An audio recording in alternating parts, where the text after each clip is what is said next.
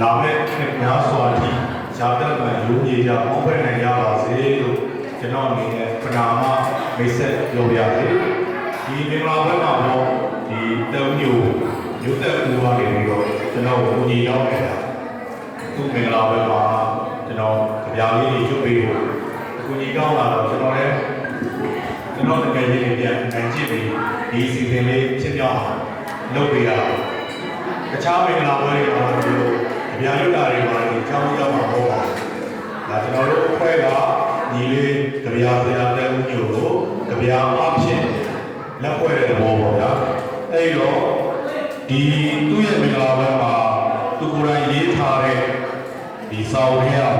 ဒီစာအုပ်ကောင်းတဲ့လေးအဲ့ဒီကြပြလေးကိုကျွန်တော်ကရုပ်ဖတ်ပြီးလက်ဆောင်ပေးပါဖြစ်ပါတယ်ခင်ဗျာကြပြကောင်းတဲ့မှာချစ်သူချေတော်ရင်းဝယ်ကံပေါ်ပန်းတွေတပြုတ်ပြုတ်တွေ့ကြလို့ပါချစ်သူချေတော်ရင်းဝယ်ကံပေါ်ပန်းတွေတပြုတ်ပြုတ်တွေ့ကြလို့ပါနှစ်ကြိမ်ပြန်တန်းလာတဲ့ဆေးရွယ်လေးကဝင်ရုံးလုံးကိုအလေသွားခြင်းတဲ့ငါမှသူ့ပြောလို့လေးကိုကြည်ပြီးကြွေခဲ့ရအချစ်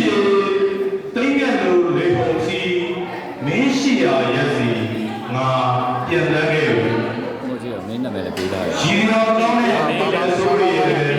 မပေးနဲ့နေတဲ့ညရှိရဲ့အလွမ်းလာကြနေတဲ့အခန်းချင်းလေးအလွေးတဲ့ဝေးစောင်းမနဲ့ခင်းလေးတမြင့်မြင့်လောင်ကျွမ်းနေတဲ့လက်ကျန်အမာရွေ့ငါနှုတ်ဆက်ခဲ့ပေါ့တေဝေဘောကနေနားရတဲ့အရာကစပယ်ပင်ရှိရောက်တယ်တွေ့တော့စပယ်ရွယ်လေးလှုပ်ခတ်သွားရက်ကပ်နေတဲ့မြေစဉ်အဲ့ဒီညကတသွင်သွင်နဲ့စီးလို့အဲ့ဒီညကတယောက်အသက်ရှူတယ်ကိုတယောက်ဓာတ်ထောင်ရင်တယောက်လက်ကိုတယောက်ကန်ရင်ရေခုံတယ်နဲ့လက်ပြကူရတာ